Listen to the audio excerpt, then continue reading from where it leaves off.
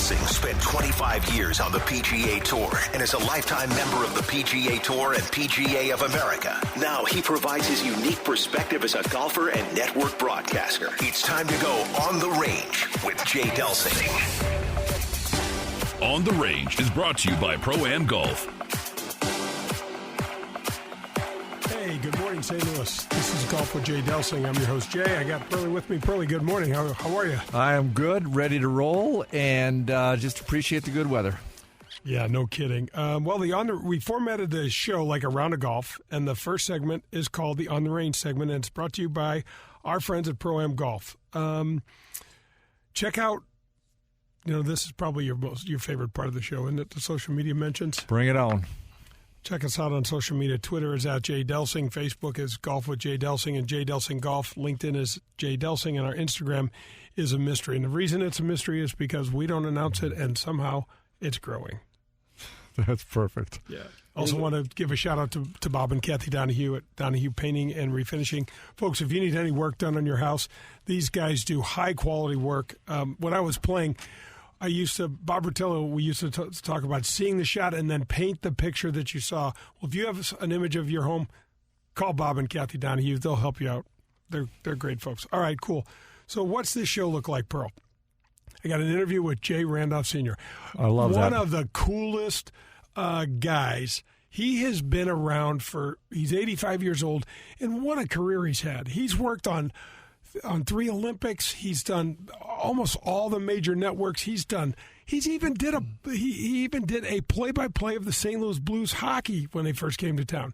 He is a master of a lot of different trades. So let's just talk about. So here's what I wanted to talk about today. I want to talk about spring golf.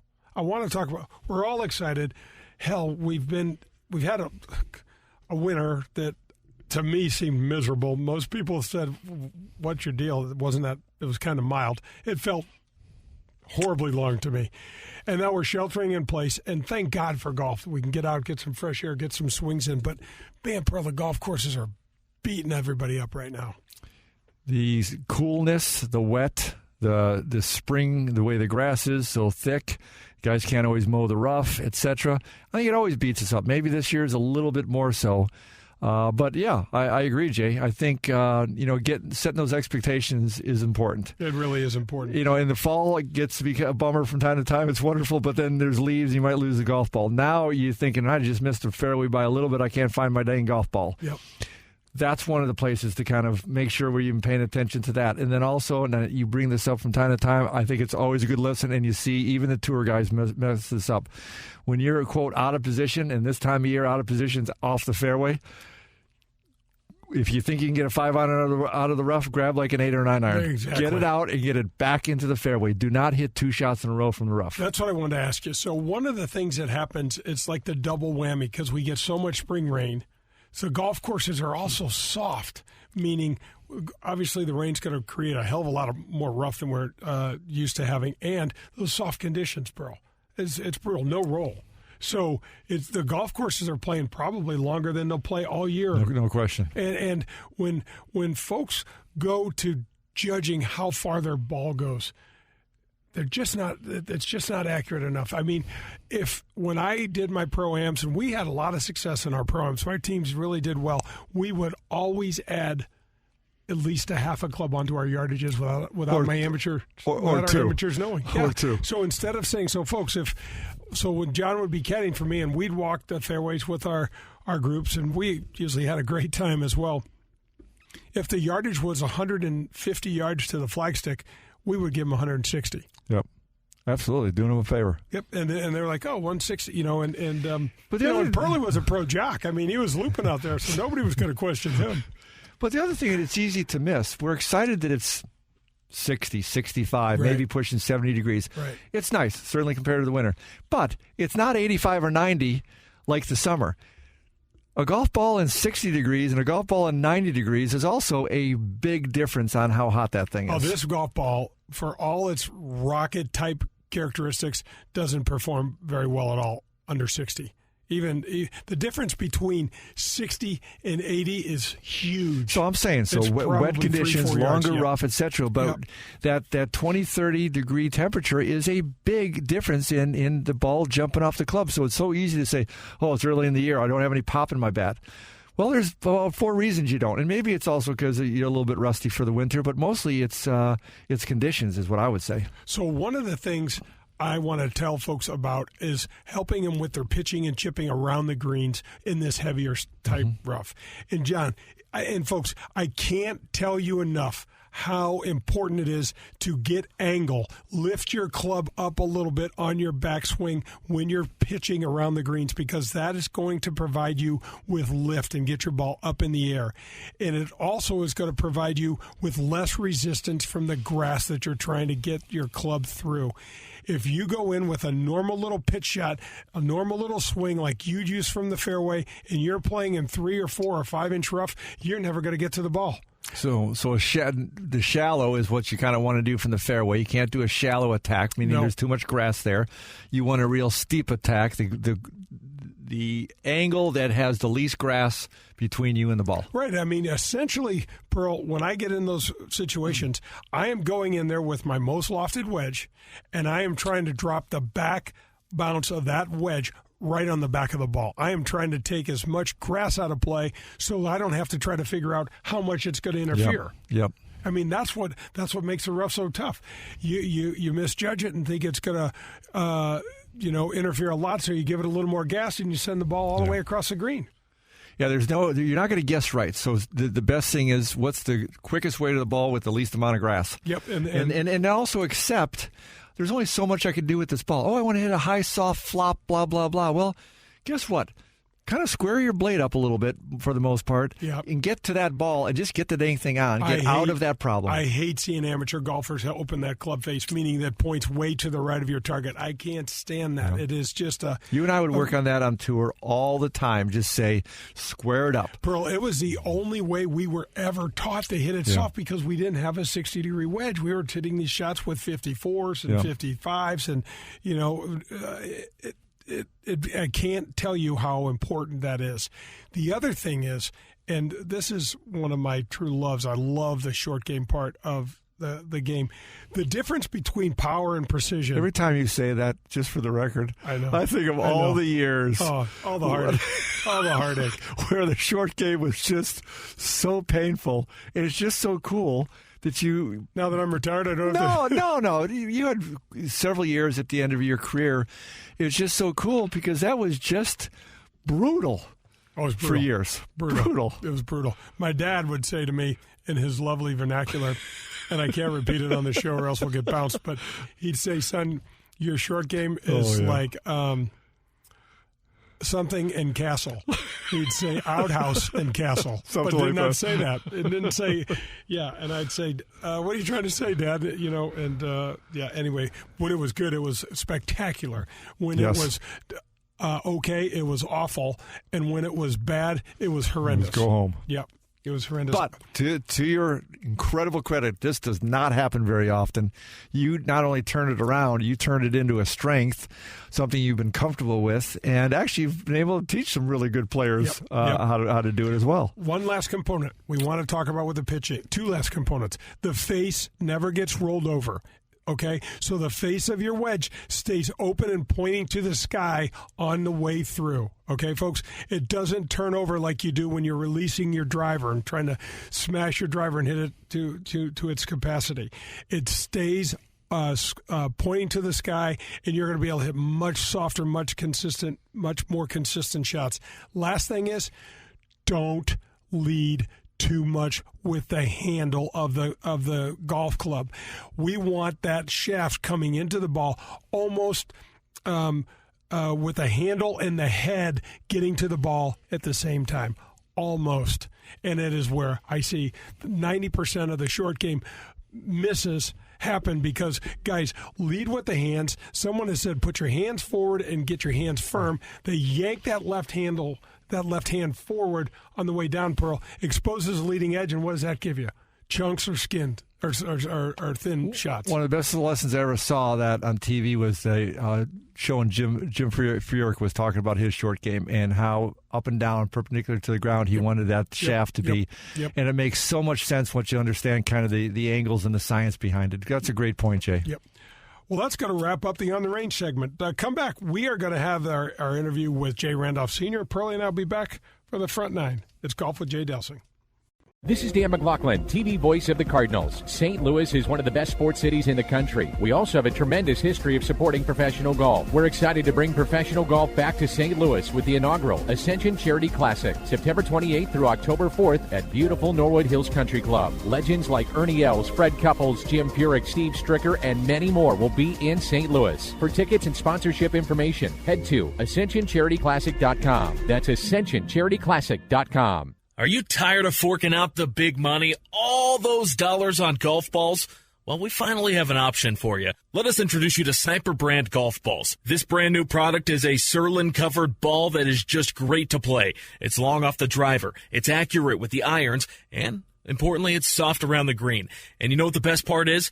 It's just $23.99 for a dozen. That's right, $23.99, and a portion of every sale goes back to a military or law enforcement agency. Find Sniper Brand online at thesniperbrand.com. Plus, you can follow them on Facebook, Instagram, and check out their entire line of golf products on their website, thesniperbrand.com. And don't forget to check out the Sniper Brand logo. You're going to love it. I want to give a huge shout-out and thank you to Whitmore Country Club for sponsoring my show, Golf with Jay Delsing, again for the second year.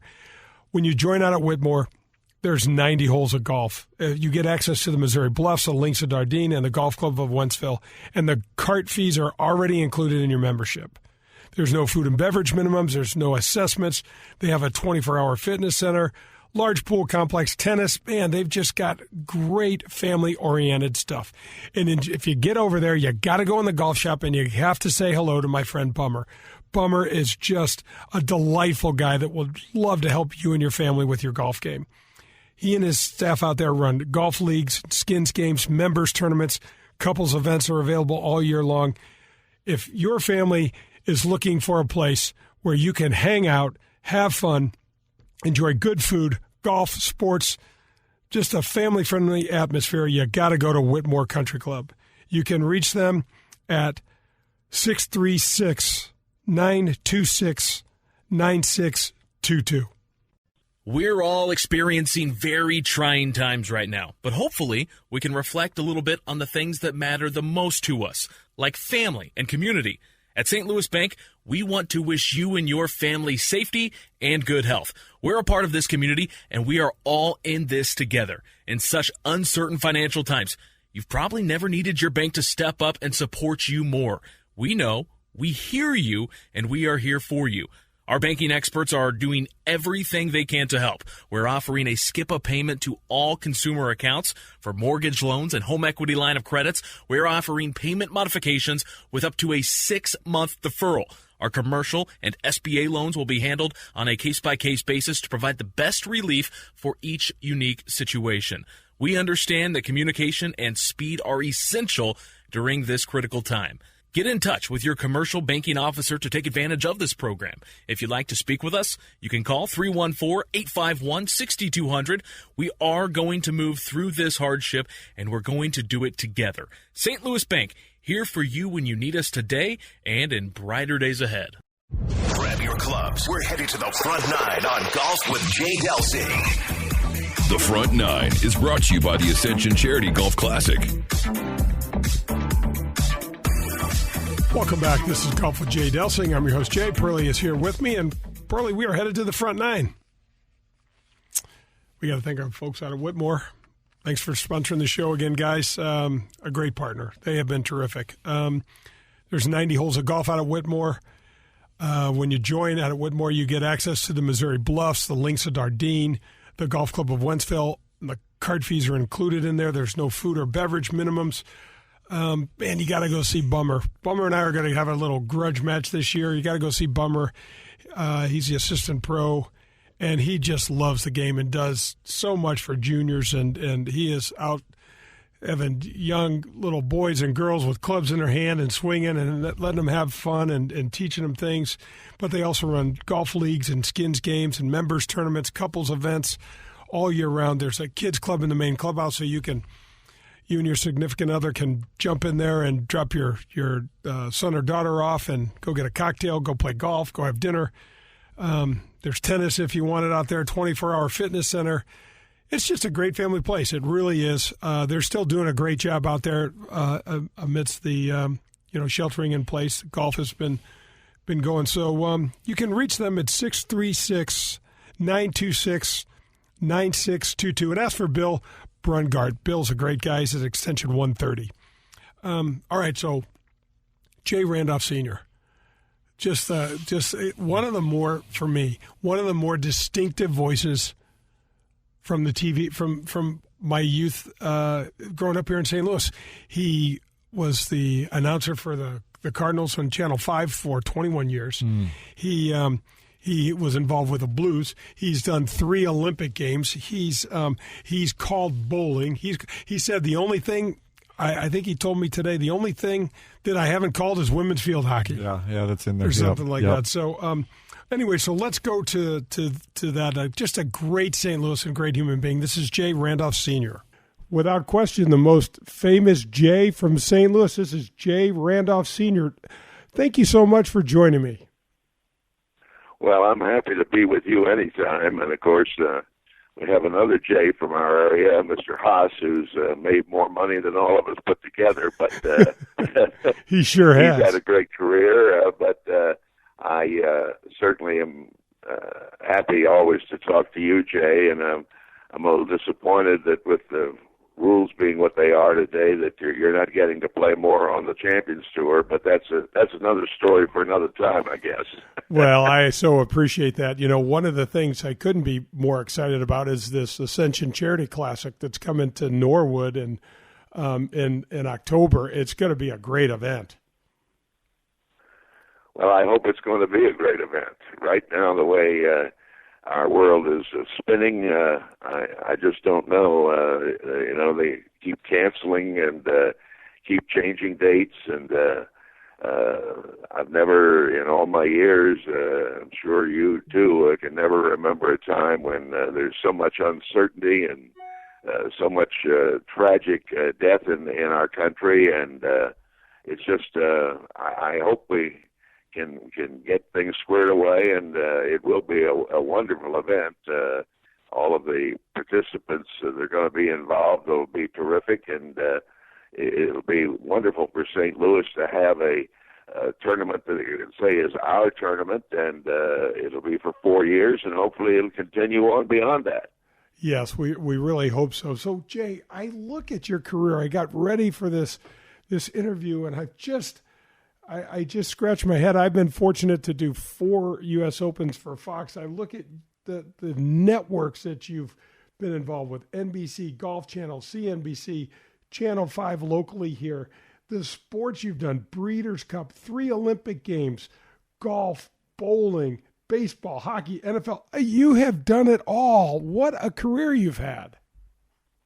Well, I've had a very nice career, no question about that. I always kid people. The only thing I've never done on television is women's field hockey, but I really have been very fortunate. There was a point in time in 1954 when I made a decision to either turn professional and go on the tour and work under the Spalding program that they had in those days for young players, or go in the service. And my dad talked me into going into the service, and I at the time I kind of regretted it because I really was excited about the possibility maybe of getting to the big tour, but I don't second guess myself, and I haven't since I made the decision to get into broadcasting. I happened to fall into a little job in Clarksburg, West Virginia, making $1.25 an hour and $10 a game doing high school games, and that's where I did my first golf tournament. Actually, working for WHAR, I went up to Oakmont and covered the Open at Oakmont when Jack beat Arnold in the playoff there, and got to know a lot of people in the world of golf. I played a lot of amateur golf, tournament golf, and it was different then, as you know. So many of the guys were in the insurance business or selling cars or whatever it might be, and playing the amateur tour, and there were a tremendous amount of good players out there, guys a little later on like Harvey Ward and Ken Venturi, who later turned pro, and of course Ward did at the end. But, in 1955, 56, 57, Ward, who was an amateur from the Carolinas, he might have been the best player in the world, but nobody really knew that. Well, Jay, let's talk about that a little bit, because the landscape in sports was so different than it is now. Well, no question. The sponsorships, the money, the biggest change is the money, of course, and then you've seen the change in equipment, and you've changed certainly with the teaching of the game to the players today, and they're many of them with their own teachers, and many of them with different backgrounds. The college programs have taken off, so it's just amazing, and it's a whole different ballgame out there now, as you know. Oh my gosh! I mean, Tiger came on the scene, Jay, and turned this thing into power upon power. And are you concerned about this power? Are you concerned about the distance issue? I know the USGA and R&A just came out with a study, but what's your take on that? Are you worried about the great old iconic golf courses being almost obsolete? Well, it's something you do worry about a little bit, but and Nicklaus, of course, has been on the bandwagon for about 20 years now, suggesting very strongly that the major events and the tour events, all the fellows have to play the same ball. I think that's really something that should happen. It doesn't make any difference what name you put on the ball, but the specs ought to be the same, I think, at the major level and at the tour level. I just feel like that would kind of solidify things from a standpoint of the competition. I mean, it would be, like if the Cardinals were playing right now and they were going over to Cincinnati, the Cardinals would be able to take their baseballs over to Cincinnati, and when they were at bat, Cincinnati pitchers would have to pitch their ball to the Cardinals. And I think we need a standardization of the ball more than anything else. And a lot of people thought that the folks at the Masters were going to maybe put that in, but they haven't done it yet. The R&A, as you mentioned, and the USGA have talked about it, continue to talk about it. But as good as anyone who played competitively out there today, some balls in certain conditions will go a lot farther than other balls, and it's just something that I think would standardize the competition a little bit and give it a little more legitimacy. Yeah, it just makes you wonder. The game. There's no question that the PGA Tour, Jay, is definitely selling this power and selling birdies, and you could tell that they really like having a 20 under par win as opposed to someone in the single digits or maybe 2 or 3 under winning a championship. Well, I don't blame them for that, and the guys today are in better shape. They're better players. They work harder. They have the incentive with that big payday out there every week. But there's nothing wrong with that. But I've watched some tournaments in recent times and seen some terrific golf being played on golf courses that were, you might say, the old standards, like PGA National and others. And I still think that we can have great competitions. I think it's unfair to allow some of these guys to play with golf balls that are just off the charts. Yeah, there's no question that with this technology boom that they've maxed everything out, and I don't know if there's an end game to it. I don't either. Believe me, nothing would surprise me these days. No, I know. It sure is. So, one of the things, Jay, that I feel so fortunate to have grown up in St. Louis, I love this city. We have had an incredible pedigree of broadcasters in the sports realm here. And you were right in the middle of all that. I know you came to St. Louis. I think you came to St. Louis in 1966 or thereabouts, but talk a little bit about you being on the kind of the ground roots, the grassroots of the great lineages of broadcasters, Jack Buck, Harry Carey, Bob Costas. You're right in the middle of that. How did this evolve? Well, a lot of it had to do with KMOX Radio. Bob Hyland, who was a remarkable operator, and CBS vice president, he generated more revenue here than any station in the CBS chain, radio or television. And of course, Buck, we could talk about his brilliance all day long.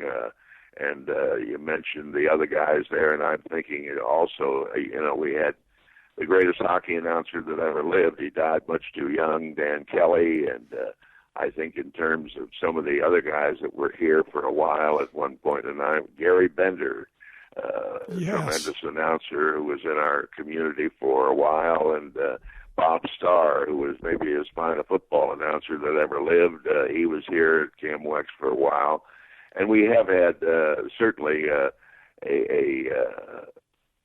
great cadre of fellows on the microphone. It's changed somewhat now, of course, with the proliferation of the channels on the sports TV now. I mean, I forget, it was about 3 months ago, I looked in the paper one morning. I guess it was on Friday morning. I was reading Dan Caesar's column, and I noticed down in the area where they listed the weekend events, there were 17 soccer games on television that weekend.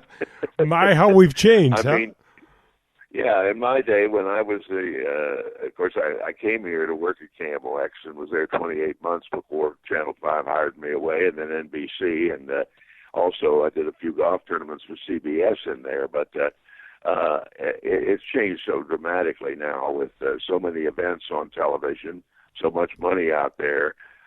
But I think we're going to see somewhat of a realignment when and if ever things get back to normal. But certainly we have been fortunate in our town to have some absolutely above average broadcasters. I mean, John Kelly does a great job, and Chris Kerber, and John Rooney is one of the really fine broadcasters in our business. He used to work for the White Sox, and of course works now on the Cardinal broadcasts. And we brought along some good young guys here, McLaughlin, and I'm very impressed, of course, with the job that Rick Orton has done. Rick joined me a few years ago when I was doing the Sunday games for Channel 5, and he's come a long, long way and does a wonderful job. But, the face of sports broadcasting has changed dramatically. In my day, every station at the national level had their star. NBC had Kurt Gowdy, and CBS had a couple of guys, and now they have Jim Nance, of course, and you still had Jim McKay over at ABC. So, but now there's so many guys. To be honest with you, I don't know who half of these guys are, but they're working. God bless them, and there's so many events out there for them. All right, that's going to wrap up the first part of the Jay Randolph Sr. interview and the front nine. So come back, Pearlie, and I'll be here for the back nine. This is Golf with Jay Delsing. The 100,000-watt blowtorch for St. Louis sports, driven by Auto Centers Nissan, home of the 30-day return. WXOX and WXOX HD1, East St. Louis, 101 ESPN. Are you in the market for some new clubs? Maybe a bag and the latest style of sweet new shoes? Is this the year you decide to stop listening to your buddy's advice and get some real golf instruction? If any of these appeal to you, then go to Pro-Am Golf today. Pro-Am Golf has all the latest gear from all the major manufacturers. Call Steve today at 314-781-7775 and schedule a lesson with Tom DeGrand. Tom is the best. He's been in the game for over 50 years, so you take that knowledge along with their state-of-the-art equipment, and boom, your game will get a whole lot better. Visit them at ProAmGolfUSA.com.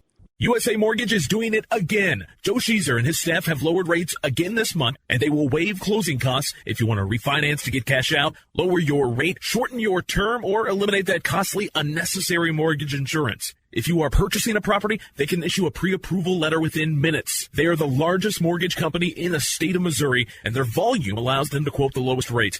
Don't waste your time with the national online brokers. USA Mortgage is employee-owned and operated right here in St. Louis. Joe Sheezer has closed over $500 million in loans in nearly 30 years in the business and over $2 million alone to Delsing's. I want to give a huge shout-out and thank you to Whitmore Country Club for sponsoring my show, Golf with Jay Delsing, again for the second year. When you join out at Whitmore, there's 90 holes of golf. You get access to the Missouri Bluffs, the Links of Dardenne, and the Golf Club of Wentzville, and the cart fees are already included in your membership. There's no food and beverage minimums. There's no assessments. They have a 24-hour fitness center, large pool complex, tennis. Man, they've just got great family-oriented stuff. And if you get over there, you got to go in the golf shop, and you have to say hello to my friend Bummer. Bummer is just a delightful guy that will love to help you and your family with your golf game. He and his staff out there run golf leagues, skins games, members tournaments, couples events are available all year long. If your family is looking for a place where you can hang out, have fun, enjoy good food, golf, sports, just a family-friendly atmosphere, you got to go to Whitmore Country Club. You can reach them at 636-926-9622. We're halfway there. It's time for the Back Nine on Golf with Jay Delsing. The Back Nine is brought to you by St. Louis Bank.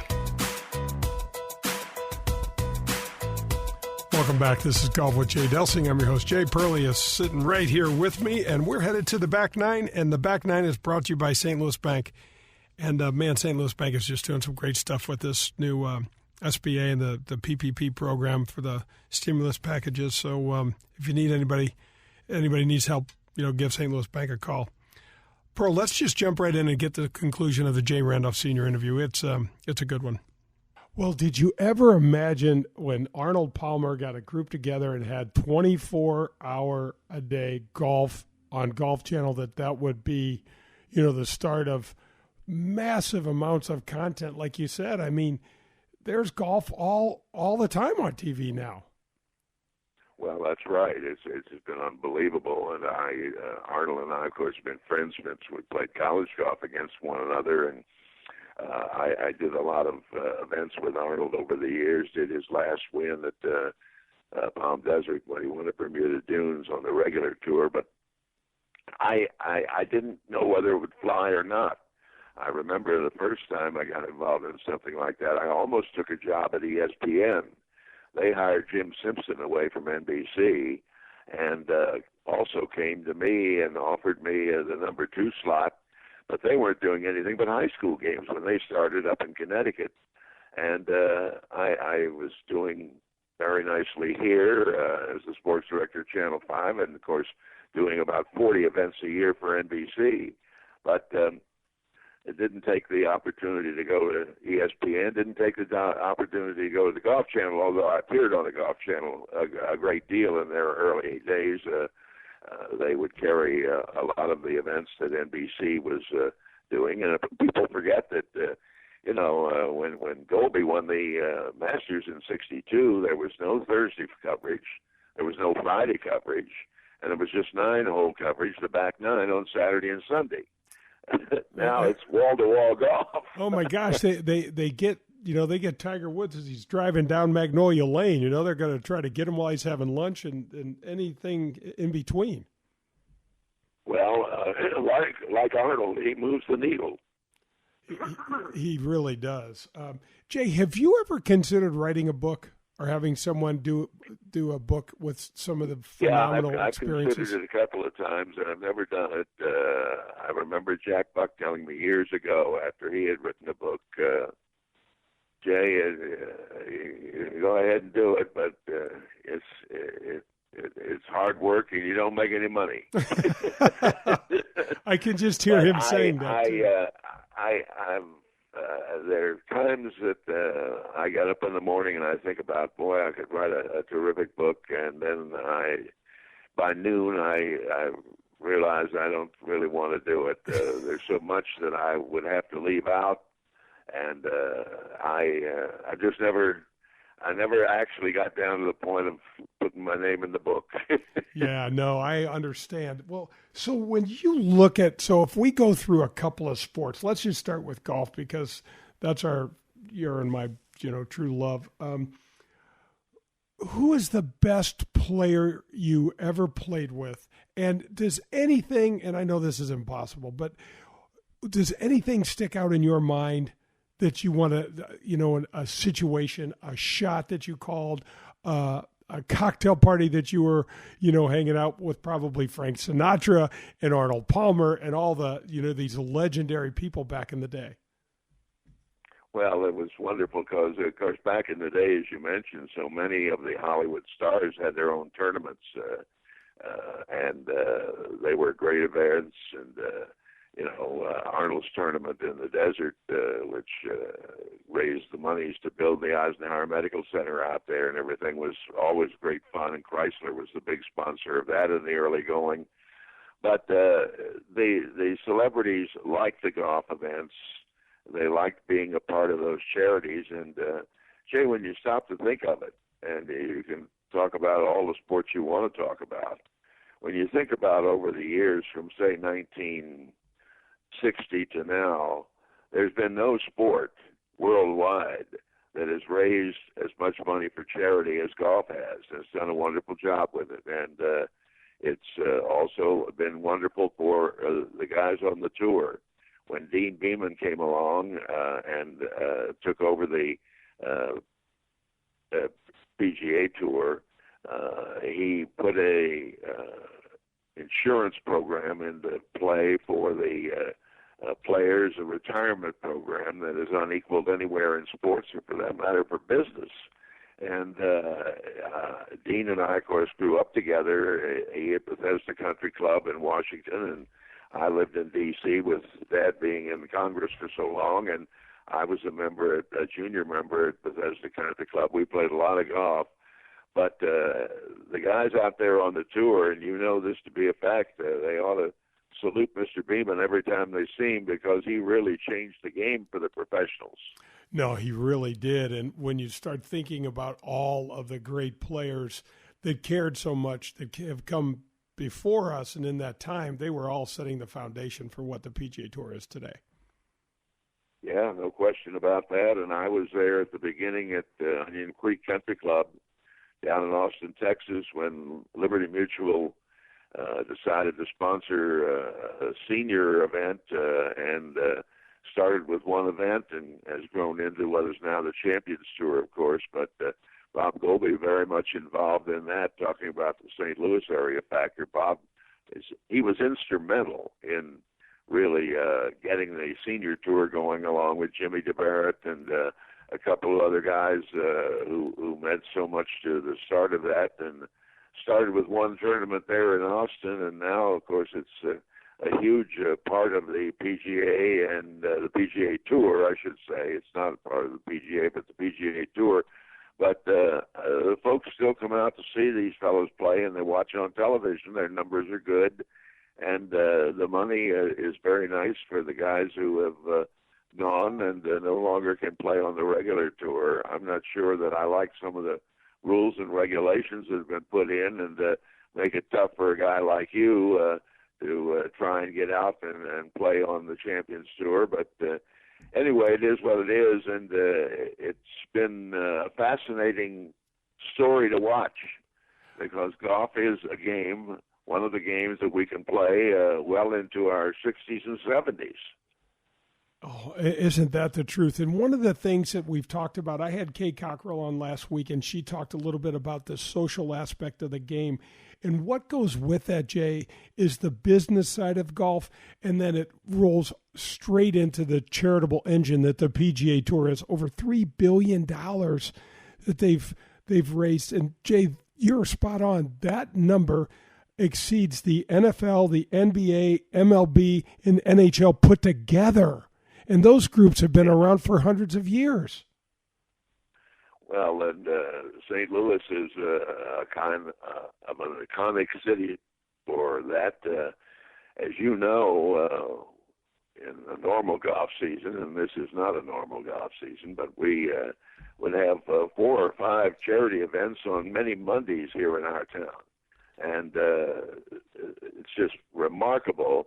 A city the size of St. Louis, I've never done the math, and it would take a lot of work, but certainly St. Louis is right at the top of the list among the charity events put on for Mondays, and the wonderful work that the club pros have done here over the years. I mean, I go back to when I had the group of players that would come in every year and play in the Challenge Cup for the Junior League. And we had the gals were playing here. I'm not supposed to say gals. I'm sorry. Girls were here playing on the tour when I first came to town in '65. And Jerry Clinton brought them back and played here. And we've had some wonderful events from the tour.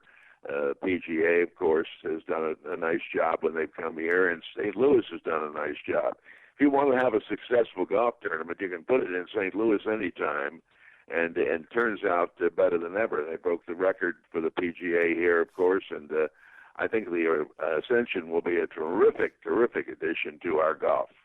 Yeah, boy, that's not the truth. And Ascension, you know, it's interesting with some of the corporate citizens that we have in St. Louis, like Ascension, like Emerson, like Enterprise. Man, the list goes on. And the corporate citizens that we have really step up to the plate.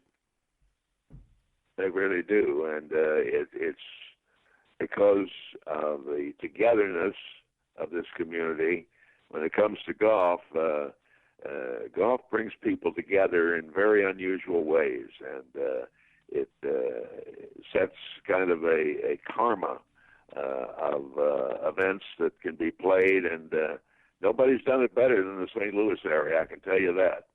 No, it's really true. Do you have any oh my gosh, I know you're such a horse racing fan, and I know that I just was really blown away, and I know I said this earlier, but I was just really blown away at the diversity with your ability to make different calls. I mean, you called an NHL game for the first year when the Blues moved here. 3 Olympic games, Jay. I mean, how did it – I don't know how you do something like that. It had to take a hell of a lot of prep.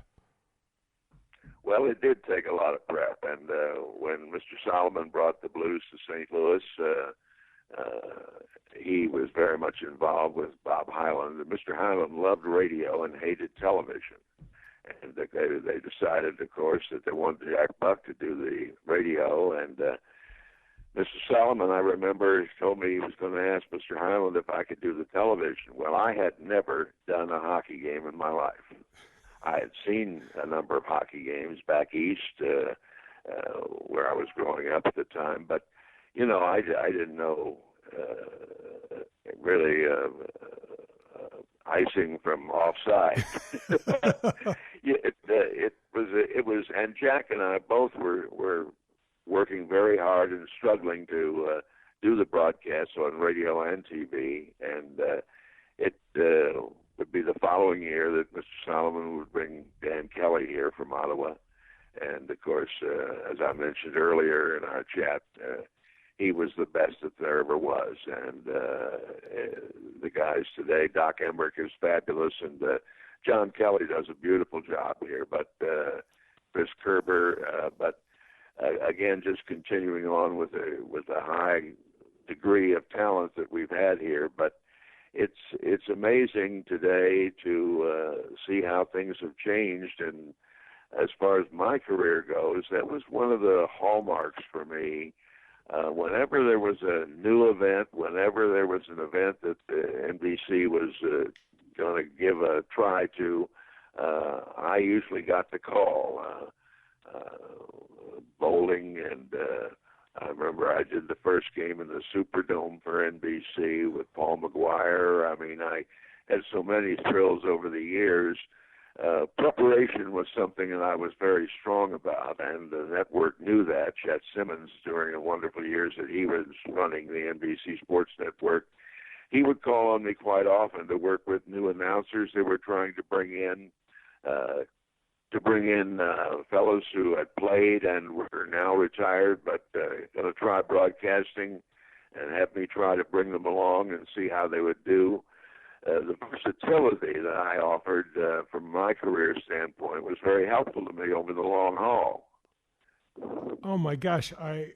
We're talking to Jay Randolph Sr., a member of the George Washington University Hall of Fame, the Texas Radio Hall of Fame, and the the state of Missouri Sports Hall of Fame. And, man, I just so appreciate you coming on. I so appreciate you taking time out of your day. I'm thinking about you. You know, when I hear your voice, I just am awash in memories when I was a kid and listening to Cardinal baseball and NBC Golf and Golf Channel. Man, thank you so much. I keep yourself well in this crazy time, and thank you so much for joining me. And best to your wife, and obviously Junior and I text all the time, so we'll just be in touch. I look forward to it, Jay. Thank you for having me on your show, and good luck to you and yours. All right, that's going to do it for our fun interview with Jay Randolph Sr. John, one of the things I think about when I hear him talk, I can't not think about how the golden era of golf, where it was so much more, I'm going to use the word romantic because that's the one that comes to mind, but it's just so much, it was Bob Hope walking down the fairways. It wasn't so scripted. Palmer. It wasn't so scripted. It was natural. It was fun. You know, as I was driving here to do this show with you and listening to his interview, it brought back so many great memories for me as well. I just think it's neat, and it also made me think, too, the names and the people that you interview on this show is fantastic. Oh, thank you. For you just to be in the beginning of your second year on this, and the iconic names of today and of kind of the recent past, it's fun, and this is absolutely one of them from my perspective. It's amazing how you world. can blackmail people with just an old picture or something. It's just great. That's going to wrap up the back nine, so don't go away. Pearlie and I will come back. We're going to talk more about Jay Randolph Sr. and a few other things on the 19th hole. This is Golf with Jay Delsing. This is Dan McLaughlin, TV voice of the Cardinals. St. Louis is one of the best sports cities in the country. We also have a tremendous history of supporting professional golf. We're excited to bring golf back to St. Louis with the inaugural Ascension Charity Classic, September 28th through October 4th at Norwood Hills Country Club. Don't miss your chance to see PGA Tour champion legends. Proceeds will benefit St. Louis area youth, including the Urban League, Marygrove, the Boys and Girls Club, and more. For tickets and sponsorship information, head to AscensionCharityClassic.com. For the last 48 years, Pro-Am Golf has been providing outstanding customer service to the greater St. Louis area for all of our golf needs. From top-of-the-line equipment to full-service club repair lessons and instructions. They now have their own retail outlet as well as state-of-the-art computers, cameras, and things to customize all of your personal club fitting needs. Pro-Am Golf carries all the major brands. They also have the latest fashion trends from Puma Golf. Whatever your needs, Pro-Am Golf will meet them and have the best customer service in the industry. Call us at 314-781-7775 or find us at ProAmGolfUSA.com. USA Mortgage is doing it again. Joe Sheezer and his staff have lowered rates again this month, and they will waive closing costs if you want to refinance to get cash out, lower your rate, shorten your term, or eliminate that costly, unnecessary mortgage insurance. If you are purchasing a property, they can issue a pre-approval letter within minutes. They are the largest mortgage company in the state of Missouri, and their volume allows them to quote the lowest rates. Don't waste your time with the national online brokers. USA Mortgage is employee-owned and operated right here in St. Louis. Joe Sheezer has closed over $500 million in loans in nearly 30 years in the business and over $2 million alone to Delsings. I want to thank Donahue Painting and Refinishing for supporting the show. When I was out playing golf, in my mind, I would see a picture that I wanted, and I'd try to hit the shot the way it was painted in my mind. The way you see your home is what Donahue Painting and Refinishing can make your home look like. Grab your friends, a cold one, and pull up a chair. We're on to the 19th hole on golf with Jay Delsing.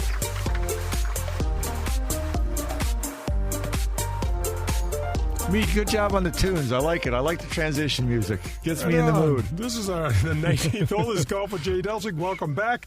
I agree. The show sounds great, Meat. Thank you so much. The 19th hole is brought to you by Sniper Brand Golf. They got a great new ball out in the market, along with some cool hats and a cool logo. You got to go check them out at sniperbrandgolf.com. Meat, how do you like that Sniper golf ball? Oh, yeah, about that. How does it feel coming off the club? Oh, if only I knew. If you didn't only. get your case. Still. Me either. Still waiting on it. You know, maybe by next year. Maybe I'm going to get a 12-pack, but maybe I'll get something. Maybe just throw me your golf ball with Jay Delsing's signature on it. I'll definitely hit it. Yeah, you're not going to bring your trophy case, are you? Definitely make sure I use that one. Like, what in the hell I is that? want to try it, though, because you've been pumped about it. I know. I got you guys covered. Yeah, just when? settle down. When? We can't play here in the studio. Come on. Okay, so, John, Jay Randolph Sr., what grace is a word that seems to come to mind, John. And also, this guy he lives on the high road. You know what I mean? He if you listen to the adjectives that he used in describing things, it was wonderful. And it was, those things came out a lot in that interview. And I think back on I've had just a blip on the screen of getting to do some network sort of golf. And I think about him with multiple networks, multiple sports. And he said in there, my versatility was, kind of my trademark. And I'm like, yeah. Well, he said versatility, but also how much he studied it. And he was a real student of the piece. And I would say, yeah, for me, it seemed easy for him. I'm not sure saying it was. And he said he did a lot of study. Yep. There was a lot of grace involved. It was simple, and he was just a kind soul. Yeah, he really is. And especially if you put those qualities with that day and age, man, he was. You know what I felt like he was? I felt like he was a storyteller. Yeah, honestly, because he would say, oh, and he would maybe be interviewing Mr. Palmer or something and say, oh, Arnold, I can remember back when we played some college tournaments together, and we were in, playing the, at Oakmont or something like that, and it just folds into a great thing. Yeah.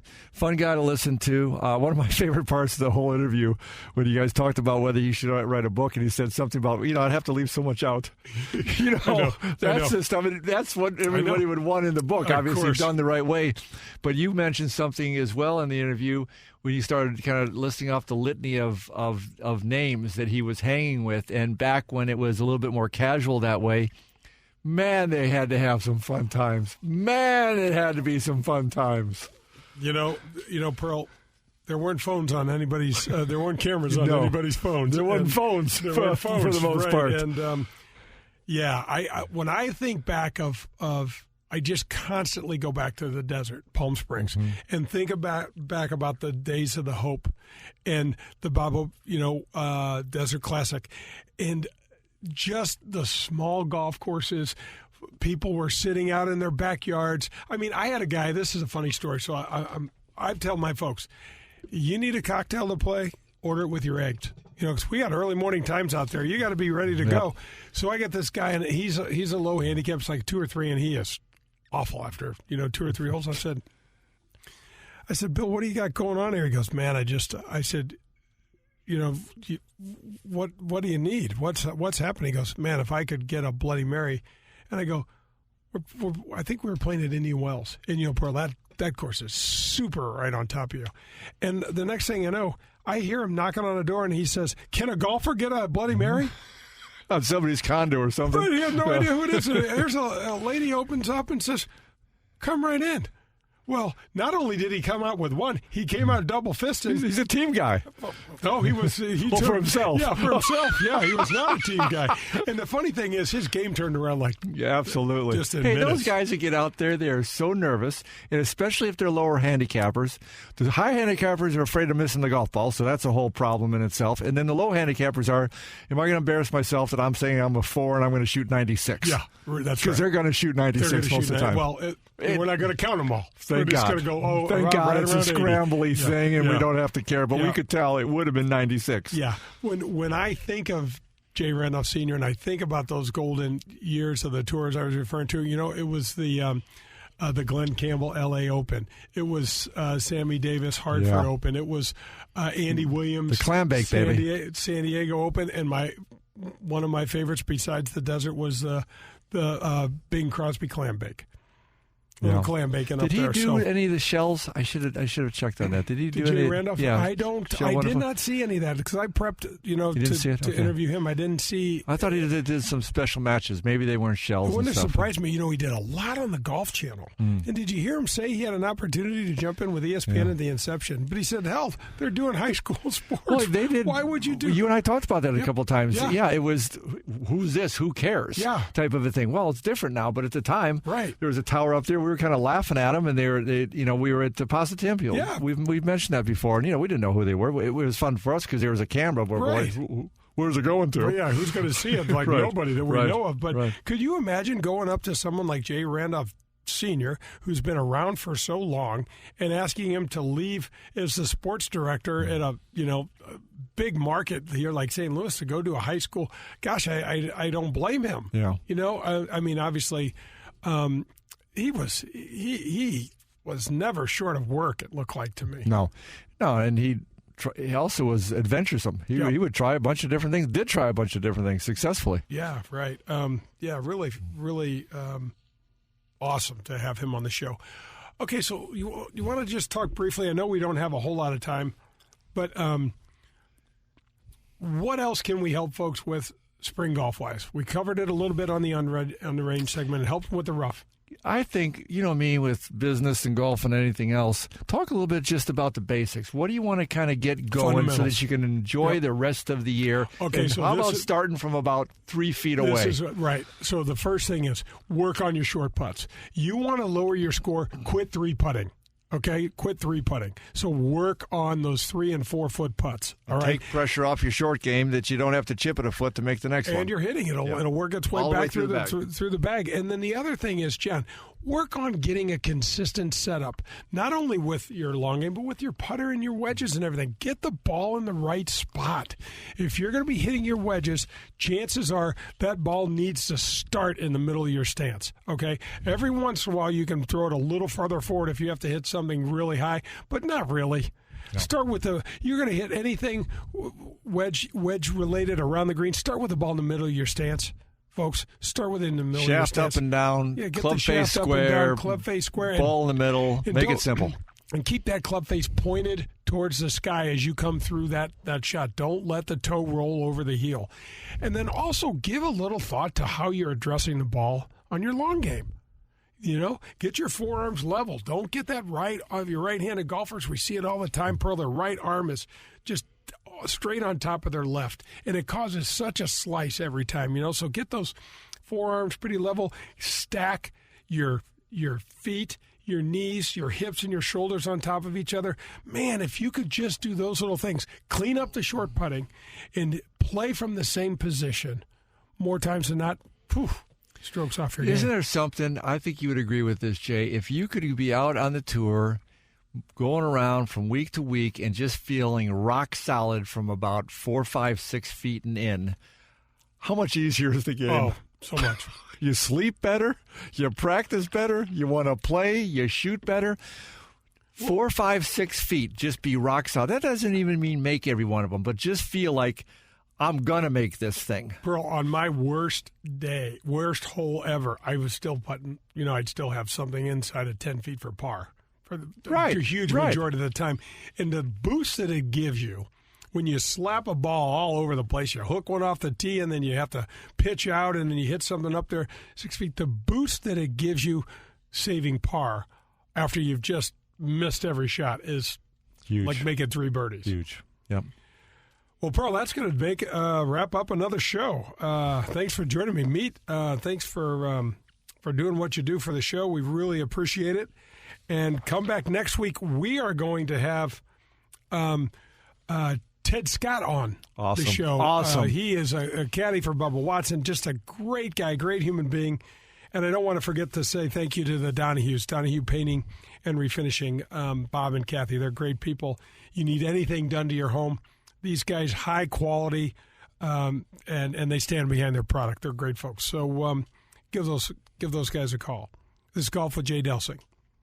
Hit them straight, St. Louis. That was Golf with Jay Delsing, brought to you by Whitmore Country Club. Tune in next Sunday for more from Jay, John, and the other pros and experts from the golf world. In the meantime, you can find all of Jay's shows at 101ESPN.com as well as at jdelsinggolf.com.